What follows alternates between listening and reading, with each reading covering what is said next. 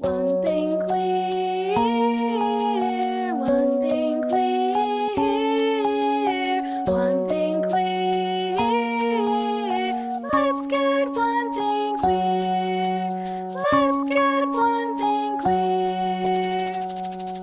Hello and welcome to One Thing Queer. My name's Jenny Baton and my pronouns are they, them. And I'm Kelsey Wren, and my pronouns are she, her. Hi, friend. Hello. How are you? I'm good. How are you? I'm good. It was my birthday yesterday. Yeah. For reference, we record like a week before, so it was April 13th. If you're listening today, Tuesday, it was last week. So happy birthday. Thank you. Thank you very much. Do the sound. Oh, what? The applause? Yes.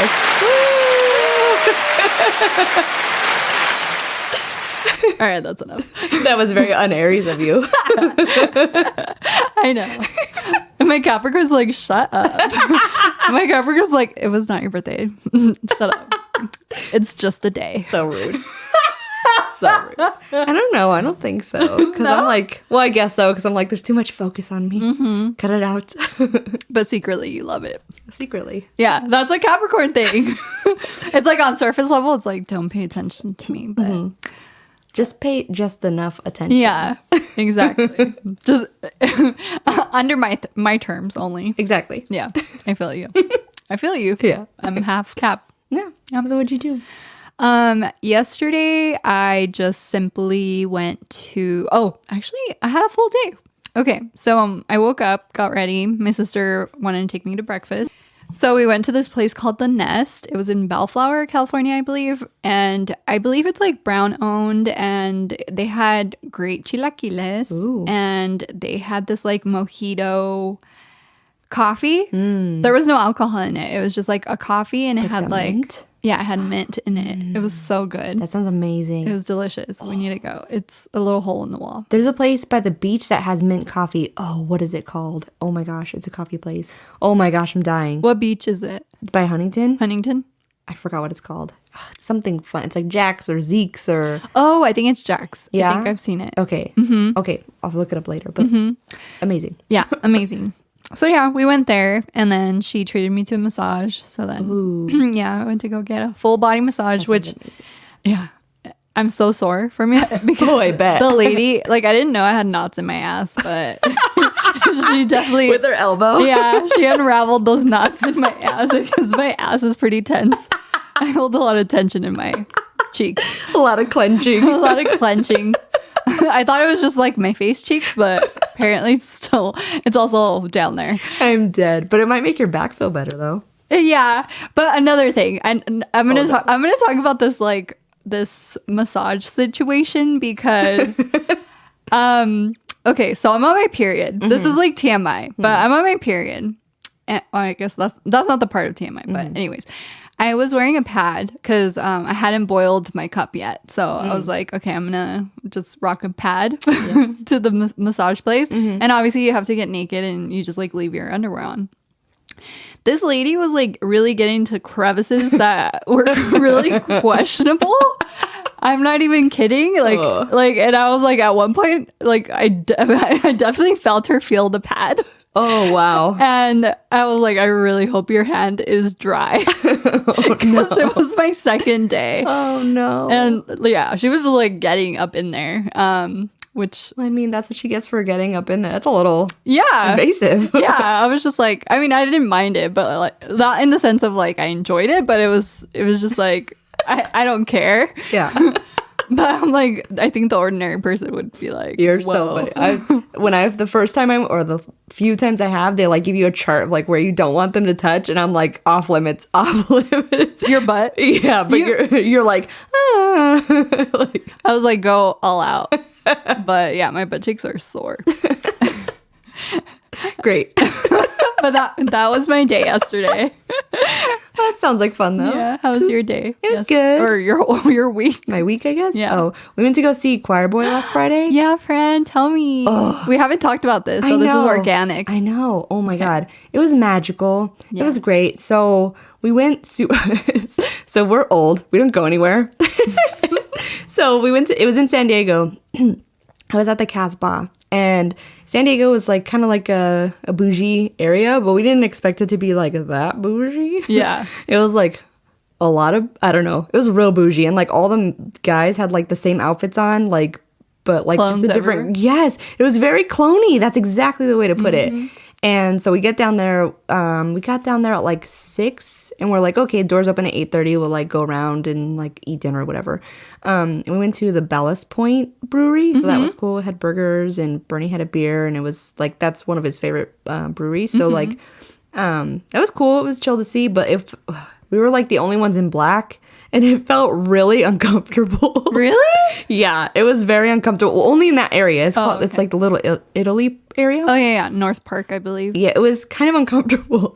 So we eat whatever, we're hanging out and just chill. And then we get down to the venue and it's like everybody's in black and like there's obvious queer people around. And I looked at him, I was like, oh, I feel better.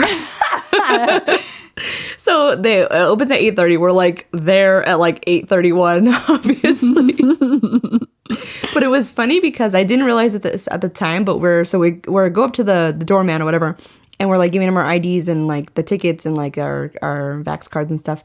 And the guy that we're going to see you sing is like next to the door, like on the phone, and Bernie's like staring at him, and that guy's staring at him, like, but he's on the phone. And I'm like handing the tickets to Bernie because I'm not looking around me, and I'm like, give him, like, come on, give him the tickets. He's waiting. And he's just like staring at him, like Starstruck. yes. And I was like, oh, and he was like, that was it. We get inside. He's like, that was him. And I was like, oh my God, I didn't even like realize. And he was also in the crowd when we were watching the Openers. the openers. That's it. I was like, I'm so old that I'm like the before bands. What does that mean? It's okay, friend. The openers. Got it. So he was watching them and I was like, he's in the crowd. And we had like really decent seats. It was like he was literally like 5 feet away from us when they were playing. Yeah. And we met somebody there too because Bernie's chatty. And that guy was really cool. And he was telling us like all about like how he goes to shows and stuff. It was really cool. But when the band started playing, like they were right there. And it's like one of Bernie's favorite bands. And he has like all of it on his phone. Like he got really good video. And like for that to be like his first like real like show that a band that he likes, Yeah. it was like nothing's gonna top that. Like absolutely nothing. That makes me so happy. It was so cool. We've been watching the videos for like a week now and like listening to it constantly. It was really, really cool. But it was funny because like I get a little aggro when like people are in my space, obviously, and I was mad because like so the joke is because I was about to hit this person because like she was like in my space and like rudely so, like if her and her friend, because there was a little bit of space around us and like the people around us had some like space to move and we're like bobbing and whatever, and I was like, okay, there's a little space there, and this girl, like, instead of being like, oh, excuse me, can we get in there, like I would have been like, fuck yeah, like, oh, here you go. But no, she like full on grabs my shoulder and like pushes me like behind her. Hell no. And I was like, I would have beat her ass. and she just did one of those annoying things where she's like, excuse me, like, and just, but it wasn't, you're not saying excuse me, like you're just Yeah. being a dick. Yeah. I was pissed. And so she pulled her and her friend through, and her friend's like bag. This is so rude. Don't do this, people, unless you can probably handle yourself. I'm pretty sure I can handle myself. But she was like dancing way too much for the space we had. Yeah. So I was like, you are like, we're all moving, but you are like trying to have like dance moves out here. Like, this is stupid. Stop doing that. So her bag kept like almost hitting me in the face the entire time because she was taller. So I kept just like poking it.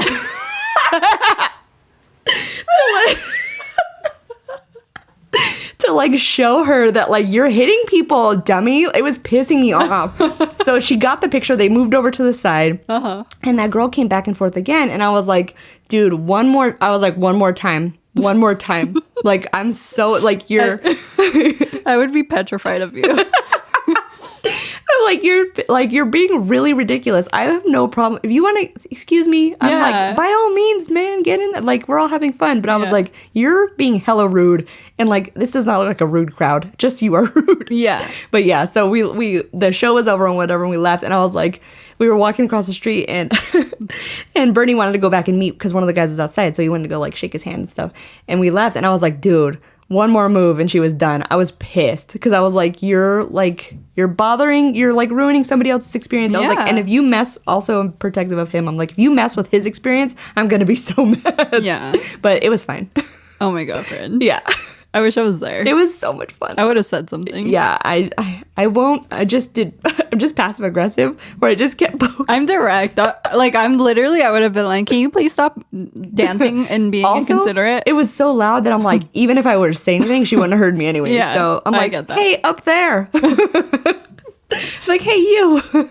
But it was really cool. It was really good. We drove back that night too. Oh, this is funny too. So this is a long story. So the what is it called, the openers, okay, so the show started at 9:30 and the guy was like, oh, it's a bar, so they're gonna space this out, like the band you're here to see isn't going on till like 11:20. And Yeah. we were like, what? We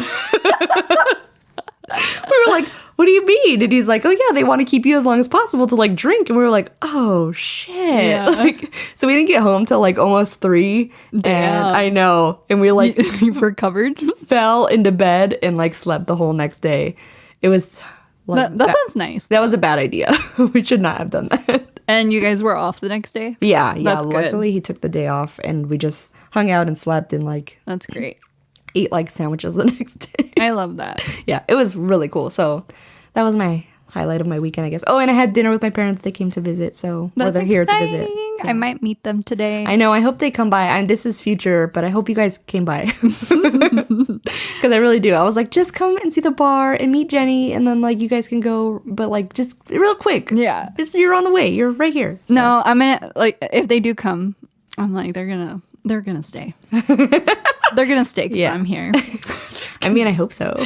I was like, you can come have a drink. Hello. Yeah. Anyways, Anyways, that's lovely. I'm really happy for you all, and I'm excited for Crumb. same. Yeah, I know. It's gonna be. It'll be tomorrow when this comes out. Oh my god! It'll be tomorrow. It's gonna be so much fun. It's gonna be like me, Bernie, like the way Bernie was. That's gonna be me. Well, Tomorrow. that's great because it was really like emotional to like see him be so happy, and it was like Oh, really cool. friend. Yeah, it was great. You made that happen. Okay, I'll shut up. Okay, stop it. And that is the end of Shooting the Shit. Yee. Okay, so we are going to talk about a topic, and we do want to kind of give a little disclaimer in case anybody is going through something and you're not ready to hear this episode. So, do you want to do the disclaimer? Yeah, just we're gonna talk a little bit about mental health and kind of our stories getting into therapy, and that's all a little bit about that. So, if you're having trouble with that, we're gonna have some resources at the end of the episode also, and we'll probably put them in the show notes. So yeah, feel free to skip it if you're not really down to hear this today. No hard feelings at all. Yeah. Just save your mental energy and mental health. But we do talk about, or we're going to talk about some ways to get help Yeah. if you need it. Yeah. Yeah, because sometimes it can be a little tricky to kind of figure out where to start. And everybody's form of therapy can be different. And you can, a lot of people prefer in person. A lot of people, everybody has different needs when it comes to mental health and what helps them. So take everything with a grain of salt. Yeah. We're not professionals. This Yeah. is just our experience. If it helps you, that's great. Yeah. But also, we are not able to diagnose or Yeah. give any kind of like real info. Just our stories. Just our stories. So we're going to start talking about that. Yeah. So yeah, I had we hung out with the neighbors again. And we were talking about mental health stuff, and I kind of had expressed that I had been in therapy and Bernie has gone to therapy, and just kind of expressing and like when I usually tell people that this is how I kind of thought of the idea is they usually ask like, well, they don't know where to start, and like I feel like I only knew where to start because Bernie went first, and that's how I knew how to do it. So I thought, why don't we pass that along? Because him and I are both like super.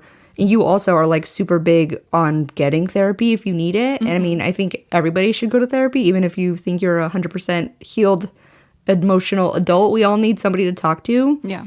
And Bernie likes to put it, he's really good about it. He says it's just an impartial third, like another party that can give you a perspective that you may not have thought of. And they're not inside your head. So they can see things a little bit more clearly sometimes. And that's sometimes all we need. So yeah, I don't know. It's funny you mentioned that because my form of therapy is like my aunt does get in my head because the form of therapy that I am in is a spiritual therapy. So my therapist is my aunt, and most of Western medicine, like they tell you not to like go to a therapist, because you need a non-biased situation. With my aunt's a little bit different because she's a psychic medium and she channels a lot of energy, and she is based in Mexico City, so it's all done virtually.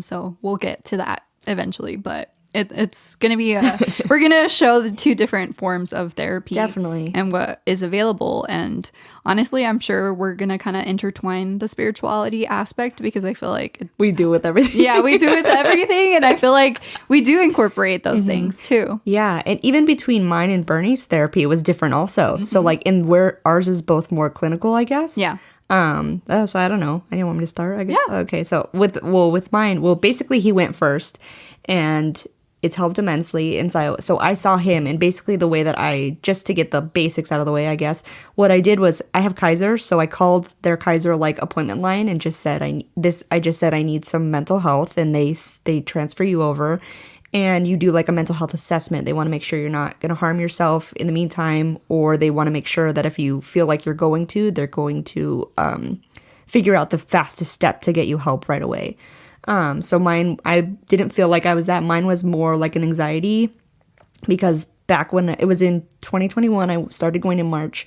And when I was going, I didn't really have friends. So like I didn't have anybody to talk to in like a year and a half of like, already by that point, we had been in quarantine for years Yeah. now at that point. So I really didn't have anybody to talk to. Bernie would come home and I'd like tear his ear off basically because I hadn't talked to anybody all day. Yeah. And because of that, I like to call it, I had a lot of like ping pong thoughts, and that's what I told my therapist. And he was like, well, it just sounds like you're anxious. You have a lot of anxiety. And I was like, well, I do. So I don't know. So when I told them that, that's how they assessed me. And then they took me, I'll tell even where I went, because I don't go there anymore, but it's a place in Ontario, California. It's a family service place. And that's actually funny because that's where Bernie went to, but at a separate time. But yeah, they just assessed. But also, if you don't have Kaiser, I know that you can call pretty much any mental health therapist office. You can Google them. I'm going to have some hotlines at the end of the episode too that you can call. And they'll direct you where to go. But that's just it. A lot of times I think people think it's this big, big thing that you need to do, but it's just a phone call. Mm-hmm. It's just a phone call. And I know it's scary. And it took me a long time because I knew for a while I needed to see somebody. But before March, my parents had decided that they were going to move. And that kind of just like threw me into a spiral. Mm-hmm. And I was like, I need to talk to somebody now. I can't handle. And so I just called. So I know it sounds simple. I know it's not easy, but the call is the important part. And I called multiple times and hung up because I was too afraid, but I'm immensely happy that I did it. I don't think I would be where I'm at now if I didn't do it. Yeah. Yeah. So I think, I don't know. The call's hard, but it's also The hardest part. Yeah, exactly. Mm-hmm. Yeah. So that's kind of how we started. He did the same thing. He made a call. He couldn't take it anymore and made a call. And I mean, it's worked out for us both better. It helps us see not each other's point of views, but it helped because it wasn't about us. It was personal. Sorry, it's okay.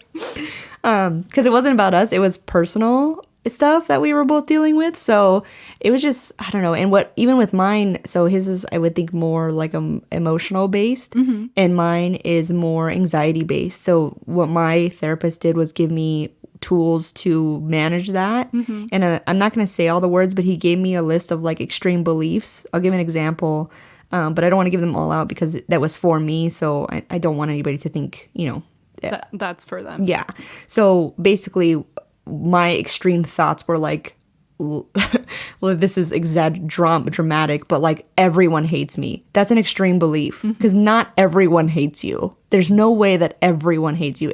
Everyone in that sentence would be extreme. And he kind of just taught me to reprogram the way we think about words like that. Mm-hmm. And even more so taught me that like words matter and what we tell ourselves matter.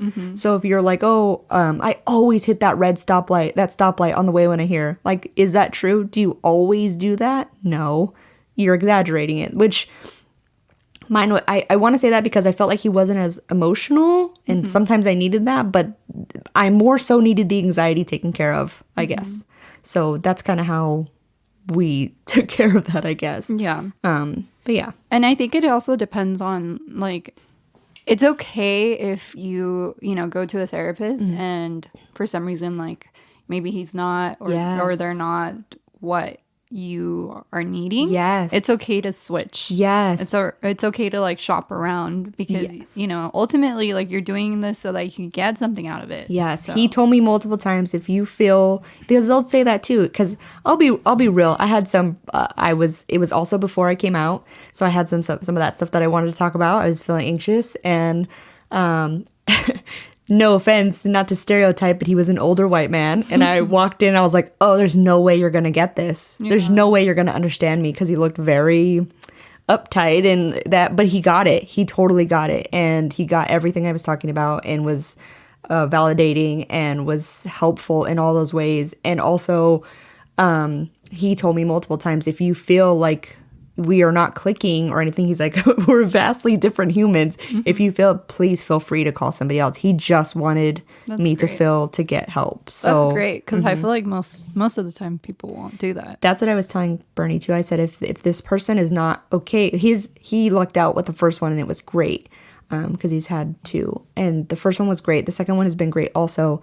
But I was like, you got so lucky, like clicking the first time. A lot of people, like, I was going to say it's more often than not that you don't click on the first try. Yeah. And that's okay. You just say, hey, I don't think this is working. I don't feel like you're listening to me or I don't feel heard, and you can move on. And that's ultimately, if they're a good therapist, they're going to understand that and want you to move on anyways. Yeah. You know? Yeah. And it's a really like crucial part. I think that's like one of the most important parts is you need to find the person that is really suitable for the needs that you do have. Yeah. And that's like the whole point. Yeah. He was good because it was more, like I said, it wasn't as emotional stuff. It was more anxiety based stuff and to reprogram my brain to feel about that. So I feel like if I wanted more emotional, I probably would have switched. But it was good for what I needed it for at that time. That's great.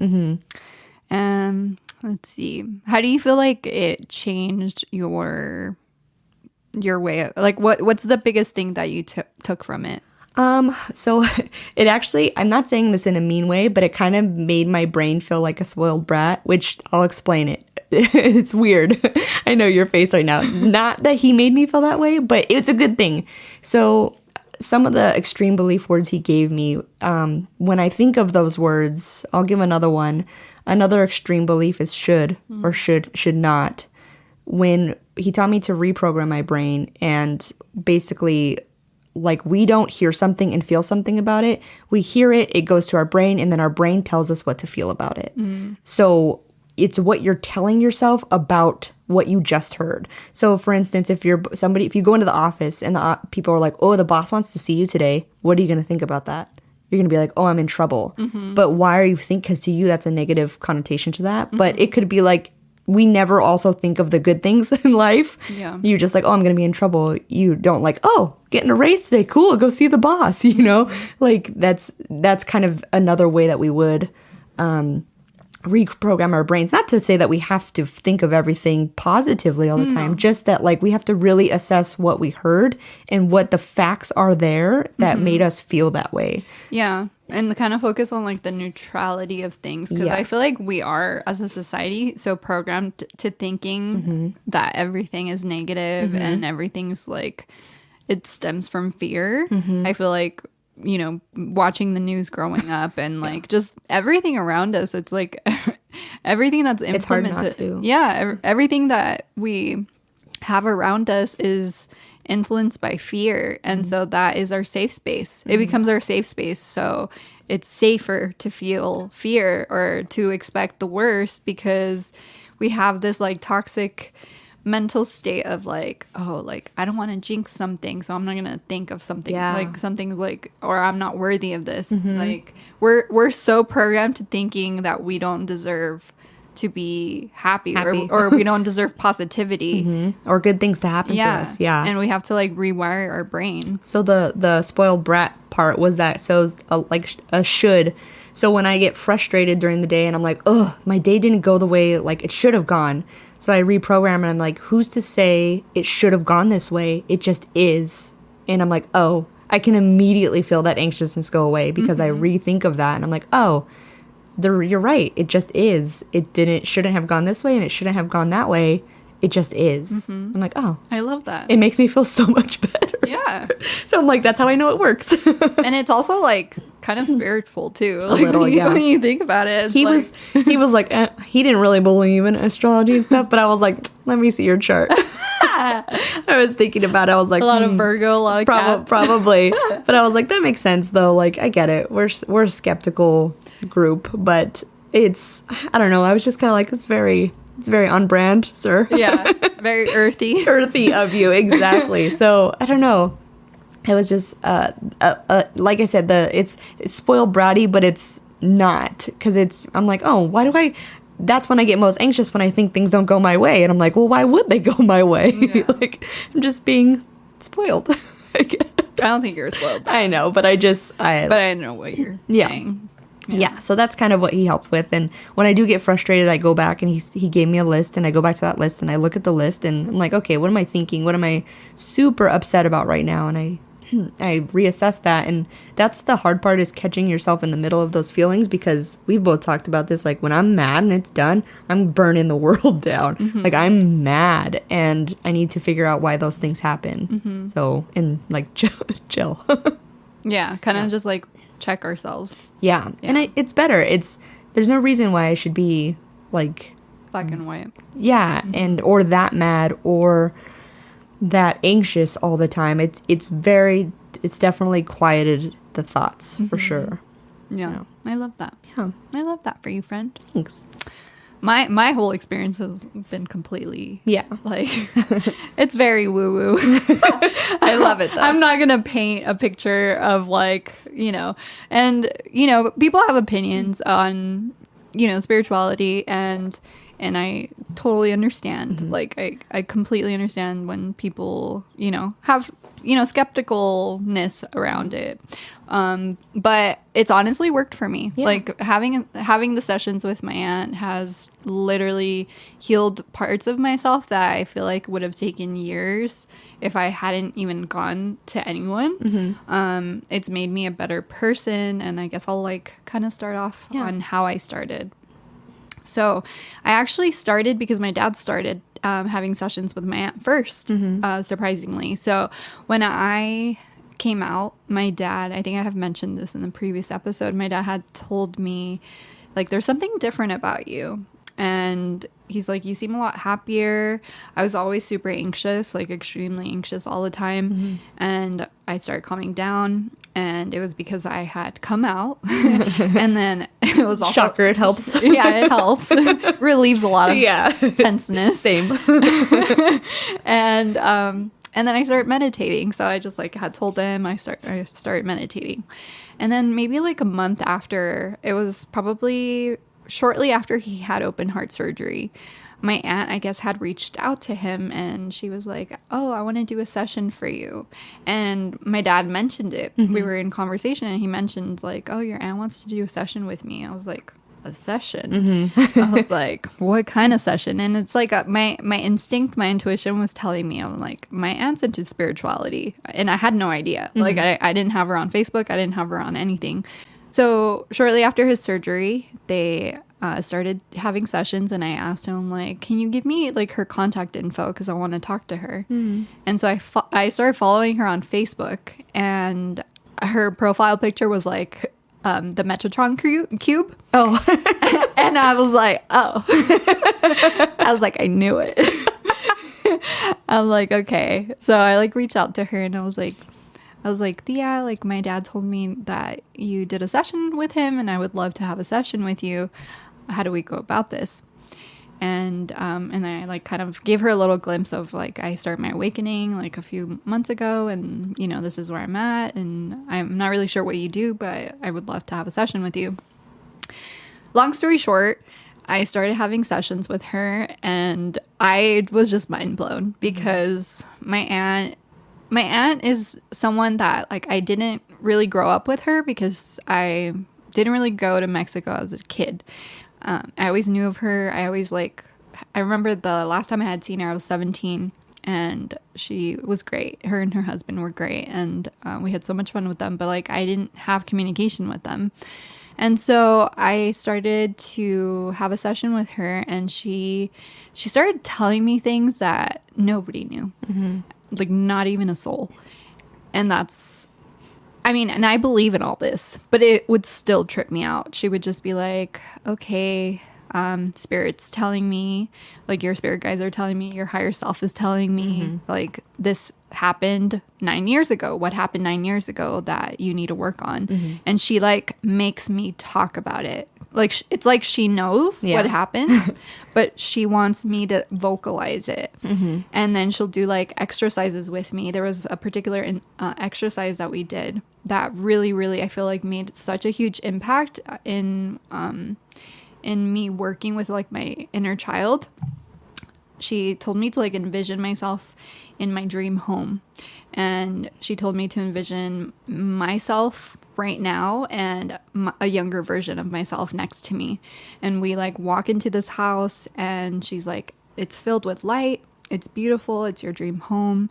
But then you see a door, and you open the door, and it's pitch black, and all it has is just all your pain, all your traumas, everything you've been through, everything that's hurt you, everything that you've lived through that has made you fearful, everything is in this room.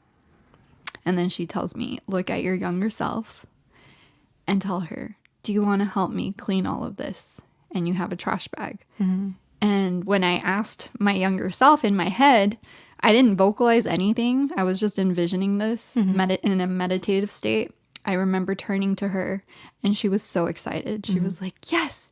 And like, you guys know my personality. Yeah. Like, you know my personality. And as a kid, I was like that on steroids. I was like I was super giddy. I was super like happy. I was a really happy kid, even though, I went through a lot of stuff. Like I was always really smiley. I was very, I had a lot of energy. And I literally just pictured myself that way. And she was like, yes, let's do it. And so we started doing that. And after that little exercise, my aunt told me, did you see her? She was so happy. She's like, she was so excited to do it. And she was like in a hurry. Like she was like, here. And like my aunt can see that stuff. And so that's just like a little glimpse of like the exercises we do. But yeah, like there's been so many times where she brings up certain traumas that have happened, and I have to talk through it. And she makes me talk to my dad's higher self or my dad in a certain time, and kind of just vent out the emotions he made me feel. And just doing those exercises really, really helps, because it's like you are kind of getting everything off your chest. You may not be doing it in person, but you're doing it energetically and spiritually. And that's kind of like how it goes. And I know a lot of people might think it's like not true or whatever, but honestly, it's worked for me. And I think that's like what really matters. And I've gotten a lot of people, my aunt only speaks Spanish, so I've gotten a few friends to have sessions with her, and the same experiences. They've told me like, your aunt's amazing. Like she has definitely changed like my life, and it just works for me. And it's really, even in times where there has been like, even when I have sessions with her, there'll be like weeks where I don't, and especially the past month or so, past couple months, and even like before that, like there's been times where it's normal when you deal with mental health issues. It's normal to get into dark places, especially when you're doing healing. When you're doing healing, it's like you have to look at your soul in the mirror, and that is one of the hardest things to do in the healing process. It's like looking at yourself and reliving things that you probably don't want to relive. and it'll take you in a dark place, and you have to get through that dark place.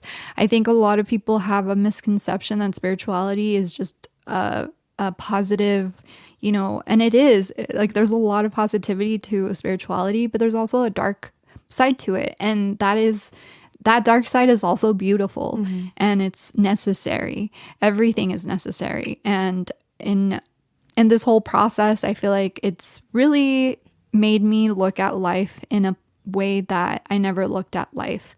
It's made me feel like even in the moments where maybe I have thought like I honestly would not, like I'd rather not be here. Like there has been moments, that I've had where I'm like, it would just be easier for me not to be here. And I've opened up to you about that. And it's a normal thing, I think, to think or feel those things. I feel like a lot of people maybe do. But it's the beauty aspect of it is getting yourself out of it. And it's hard. It's really hard, but sometimes it's necessary for you to kind of surpass a certain threshold of what you're going through.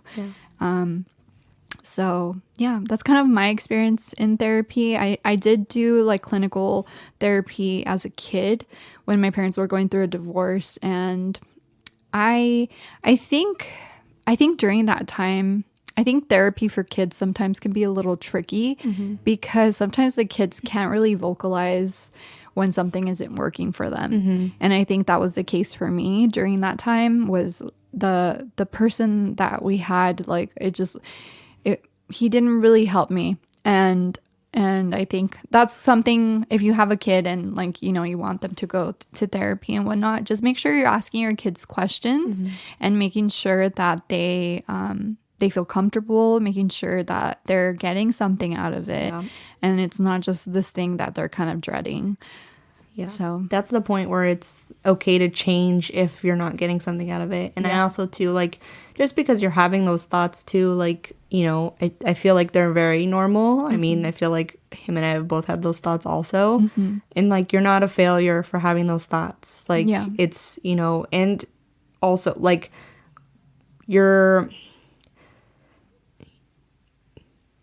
I want to say I'd love for everybody to get out of that, like, and get help. I understand it's hard, and like that's what we would want.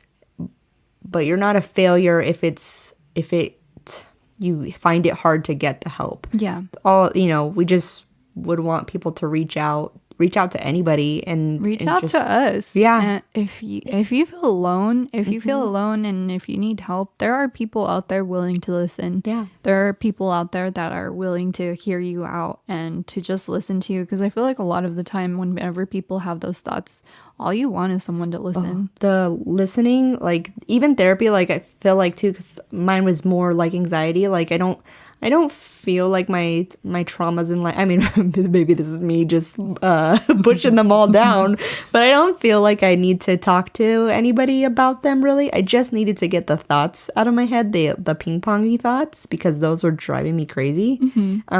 But like just talking to somebody weekly was like such like a relief of like, I think, Ladora had actually mentioned it to Bernie about journaling, and he's been doing that and doing some stuff like that. And I was like, man, I really need to do that too, because just getting it out of your head and so you're not constantly dwelling on it is supremely beneficial, super helpful. And just talking to somebody, like getting that out there, like, so I feel like we would all benefit. I know that sometimes we don't, insurances have to do with it, things like that, and that sucks. But, we have a little community here too, and I would want to extend our ears as well, just like you did, just for anybody who wants, to just share, I guess. It's kind of like, that's it. I think we both would rather have you talk with us than something happen, Absolutely. Yeah. Yeah. And I feel like going back to the releasing of things, how your like journaling helps and whatnot, I feel like there's so many exercises you can do physically. A lot of the time, whenever you're depressed, it's like I know whenever I'm depressed, I don't want to move. And it's like the hardest thing. Yeah. It's the hardest thing to get yourself up to just like feed yourself. Yeah. And but if I try and if I really make an effort to just move my body, my aunt always tells me like, you know, there's a lot of stagnant energy. Everything's energy. So from my beliefs and my understanding, it's like everything's energy. So whenever there's stagnant energy, it just starts to kind of pile up. Yeah. And then you start to absorb sometimes other people's energy if you have a lot of empathy and like you're a person that is sensitive to different energies. Sometimes like the emotions you feel aren't even yours. It's like somebody else's. And it's also like generational too. That's something my aunt always tells me. There's certain things that she's like you're carrying this and this, but that's not from that's not yours. It's from your mom, it's from your grandma. Sometimes she's even told me it's from a different lifetime. You have this particular fear because you lived through this lifetime and this happened. Like she has access to the Akashic records and stuff like that. So in that sense, it's helped me understand and kind of helped me see that some of the stuff that I carry and some of the things that I feel aren't things that belong to me anymore, and they don't serve me. So that's kind of like the exercises I like to do. And then also she'll do like, you know, protection stuff, and then she'll tell me to like put my feet in like Epsom salts so that everything, like all that energy kind of like you know, gets, you know, taken away from me, and transmuting it. And also I always talk about this, but grounding helps so much. Like even if you just go outside, our nature, like us as humans, we're meant to be outside. We're not meant to be inside when you think about it. And so whenever you are outside, you're getting some sun. I always talk about grounding, putting your feet into the grass and like transmuting energy. There's like an energetic field. It's quantum physics. So there's science behind this. It's not something that I'm just making up. And if you're interested in like learning about quantum physics and how it affects our bodies and our mental health and all that stuff, Becoming Supernatural by Joe Dispenza. That book is really, really great. And it talks about the scientific aspect of spirituality and the quantum physics behind it. Because yeah, it's like all the spirituality stuff. Yeah, it's like woo or whatever, but there is science behind it, and there has been studies. And it's like the science behind it also too. Even if you don't think so, when you have a vibe about somebody, it's not because you have a vibe. It's the electromagnetic field. Exactly. It's not it's the vibe. That's the vibe you're getting is their field of energy that is either not meshing well with yours or it's meshing really well with yours, and that's the vibe. Is that We vibe, friend. we do vibe. We've been vibing. We do vibe. I'm doing the string man dance. Yeah. Right now. But yeah, it's all energy. Yeah. Sorry. No, go ahead. But a little plug for whenever I was gonna continue. do it. Reiki really helps. Really, really, really helps. Especially if like you do it like, you know, as a practice. Reiki has helped me because I do self Reiki on myself. It definitely has helped me, and it's a very loving energy. So whenever you perform Reiki on people, it you know, transmutes love energy. It's a very loving energy. It's a very lightful energy, and it is quantum physics when you think about it, because, you know, you're kind of cleansing the space, the aura. We all have auras. Again, quantum physics. Yeah. I was going to mention it too because we talked about carrying other people's traumas, and I know that I carry my mother's traumas of stuff that are not mine, because I know that these whatever things have not happened to me, but I know about them. They're not mine. But we actually, when we did my session, you had like helped me with that, and I feel like it's not that it's gone, but I don't really carry it as much. It's not as scary anymore to like embrace that side. Because it was scary before, because I was carrying something that wasn't mine. Yeah. When that's not been my experience in this life. So it's just that I was going to mention it because it has helped with that. That was like transmuting of energy like that, we saw things with our eyes closed that like nobody else saw, and we both saw them. Like, Yeah. so like you can't convince me it's not real. But Yeah. and those were like electromagnetic, like It was. Yeah. Yeah. I mean, we're already kind of just we've been Into connected from the beginning, which Yeah. is so, I mean, it's not odd because I'm like, okay, like you're my soul family and you're my soul sister. And so in that sense, like I understand it, but it's, I don't know. Sometimes I do, I think it's my Capricorn. I do step away. And even though I believe in all of this and I believe I'm very like strong about my beliefs of what I believe and what has worked for me. There's still like sometimes like I'm like, is this all bullshit? And that's totally normal. Yeah, we talk about that too. Even with astrology, I was like, there's sometimes that things happen when we talk about it. I'm like, you can't convince me this is not real. Yeah. I'm like usually very skeptic because hard cap over here. But you can't convince me it's not. And the astrology stuff is a little, or not the astrology, the spirituality stuff is a little harder for me to be so diehard just because that's who I am. Yeah. But I feel like, I don't know, I feel like if it's helping, what does it matter? Like, and it's exactly. not harming anybody. And it's so personal. That's Yes. that's the main thing. And that's something that like I really want to emphasize. It's so personal. Everything, even therapy, like everything Yes. is whatever works for you as long as it's making a difference in your life. and you feel better afterwards. Exactly. Yeah, the therapy I wanted to talk about too, because I wanted to touch on, I actually asked Bernie if it was okay if I had mentioned that he went, and he said of course, because it's helped him so much that he's like almost a different person, but in like all the best ways. And he was like, of course, and that we both feel that it's important that men talk about it also, because a lot of men don't get therapy, don't believe in it, don't want to talk about it, and whatever. And that's a real detriment to their quality of life, I think. And he's, very much, he loved it. He's, loved both of his therapists and loved what they gave him and how he's able to manage his, emotions and things like that. And he was like, I tell anybody now because I want them to know that it's like, it's okay. I'm a guy and I went and it's okay. And that's kind of what I wanted to get out there too, is that's like, it's okay. Like, therapy doesn't mean you failed, and going to therapy doesn't mean you've messed up or you're wrong or you're not broken or anything like that. It just means you need help, and we all need help at some point. And we all need some kind of help at some point, whether you think you're not getting help or not. You are at some point in your life getting help from somebody. So it's not a failure.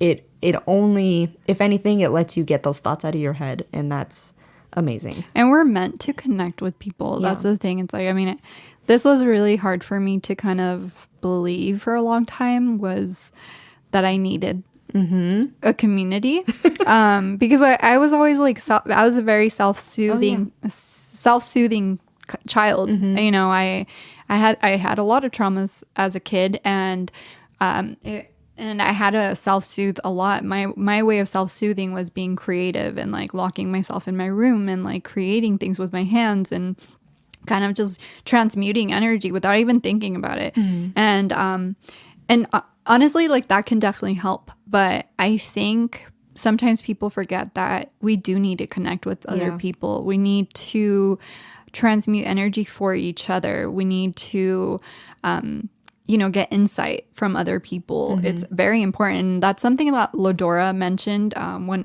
like, after the podcast, we were chatting, and it really, really stuck to me. Yeah. She said, I know you isolate yourself a lot, but you'll learn a lot more about yourself if you connect to somebody else. Oh, yeah. Other people will teach you so much about yourself. That's what she said.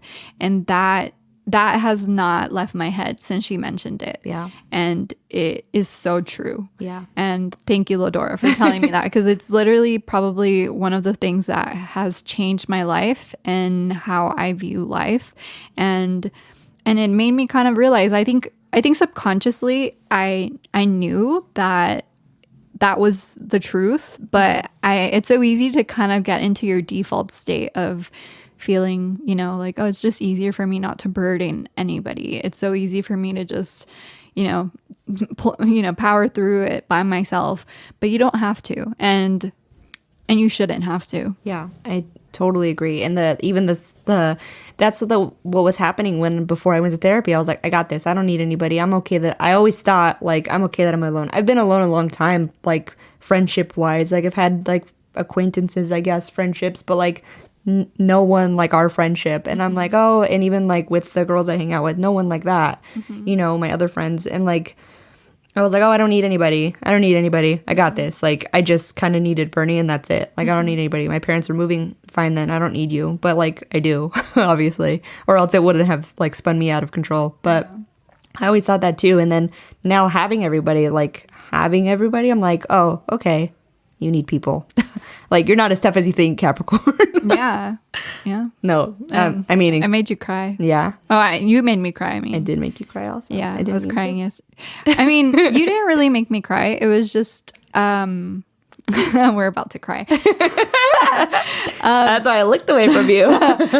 No, I was just yesterday. I don't know. It just like really hit me. It really hit me.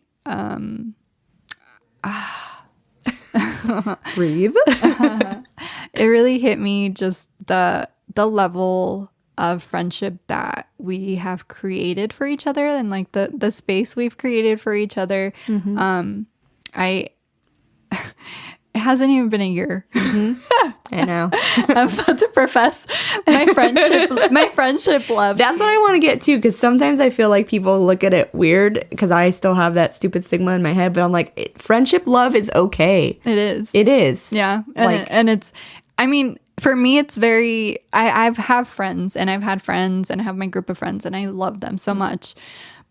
But there's sometimes for me it's more of like a soul family thing, and I think it's something that it's like I obviously knew you before, but we were different people at that time. And when we reconnected, I felt this like sense of like I kind of like re-met you. Yeah. And just what we've created with the podcast, and just what we've created with our friendship, it's really made me like, it's hard for me to talk about like a best friend, because I lost my best friend in high school.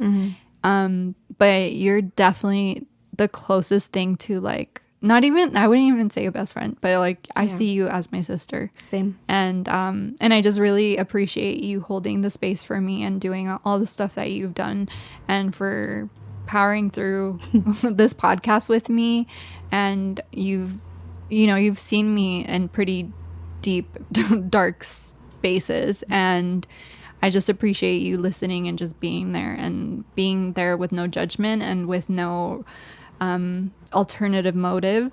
It means a lot, and I just really want to thank you. And I think it's important to talk about those types of people in your life. And even if you feel like you don't have people like that in your life, you'd be surprised that you do. You just have to kind of open yourself up, and I think you've made me kind of become more vulnerable in my friendships. So I thank you for creating that for both of us. Love you, friend. I love you too. Thanks. Yeah. I'm not as good with words, but Just say ditto. I mean, same, but like you do the same thing.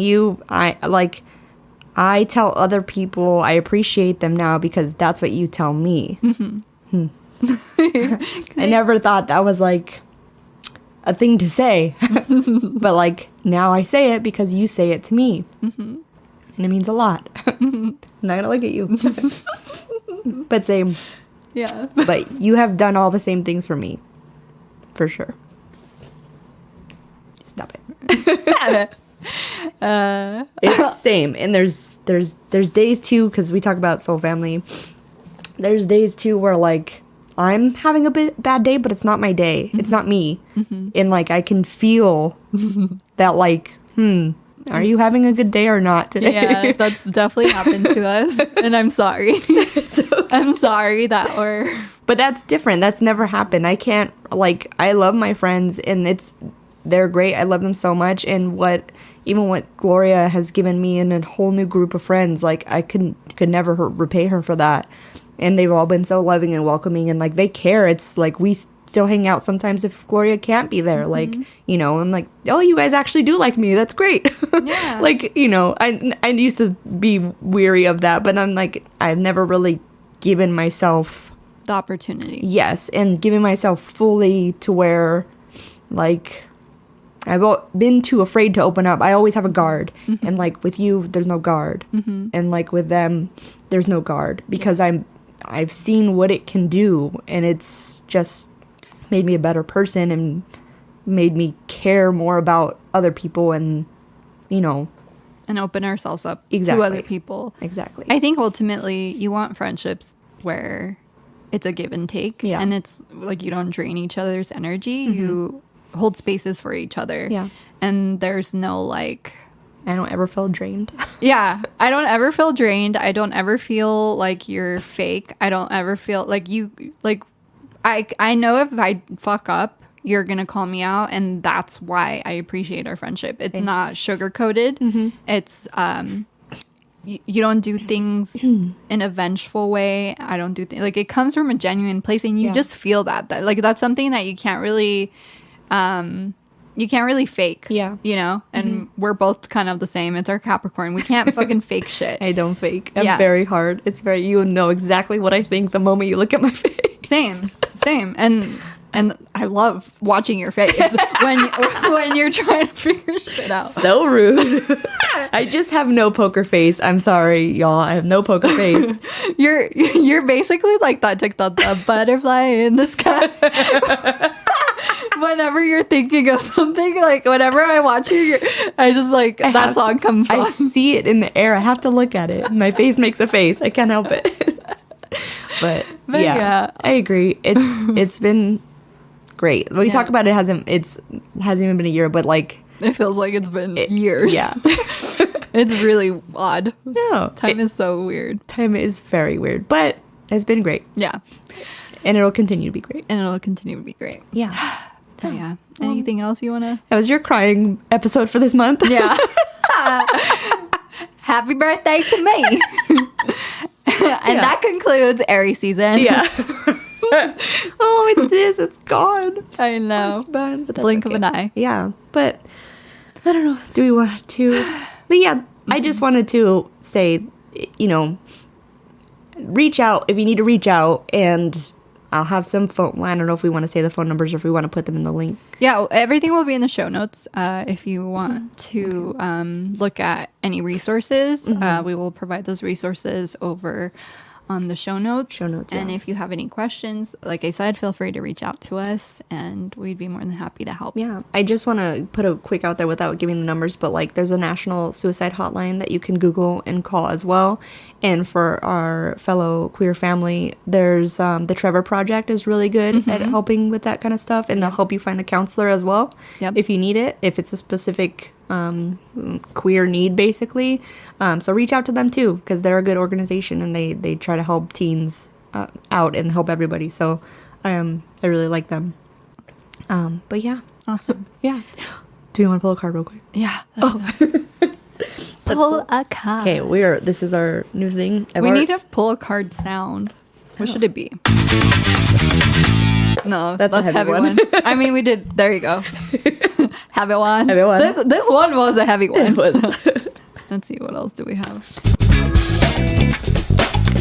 Shuffle time. Shuffle time. Terrible. I don't like it. Okay. We'll find one. Okay, I'm shuffling. Okay, well, that's already before I was even talking. Yep. So here it is. We loud. All right, so this card is beautiful. This card it's again, if y'all want to see what it is, it's the Shadow Edition Oracle Threads of Fate deck.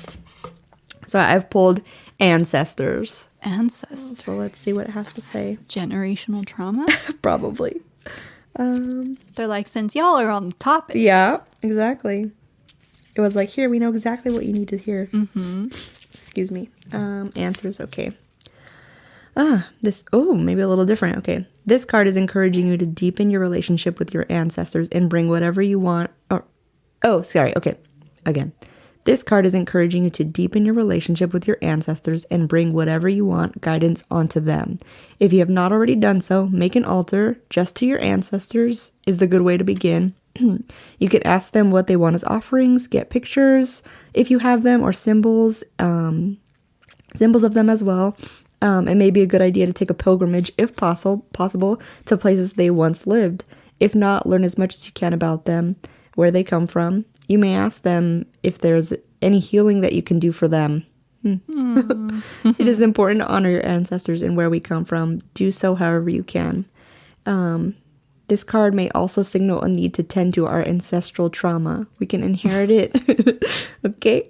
We can inherit the sufferings of those in our lineage. This is an opportunity for you to remove blocks within yourself, but also to release your ancestors from their trauma as well. It reverberates down our entire lineage, so while we may view it as something that hinders us, try to view it as a way of healing many more than just yourself. Yeah. Spirit was really on brand today. Thank you, Spirit. Yes. Yeah, that's it. I love it. Yeah. Thank you, I Spirit. mean, it's very on brand for this episode. It sure was. Generational trauma. That popped out right away, too. But yeah. Thank you, friend. Thank you. Thank you. All right. I guess we'll do the social. Socials. All right. You can find us on Instagram at One Thing Queer, and my personal one is SpexRayX. And my personal one is at Jenny Lynn Bouton. And if you would like to follow us on TikTok, we are at One Thing Queer Podcast on there. Go follow us on there. And yeah. And then email. Yeah, if you want to reach out, you want to be on the podcast, or you need to reach out for any other reason, please don't hesitate to. You can email us at onethingqueer@gmail.com. Awesome. Yeah. All right. I guess that's going to wrap it up for this week's episode. Yeah, we'll see you next week. I think next time we'll be able to talk about the Crumb Show that we're going to. Yes. That's going to be fun. Stay tuned. Stay tuned. All right. You all have a wonderful rest of your week. Bye. Bye. Graphics by BexUniverse.co. Music by Jacody.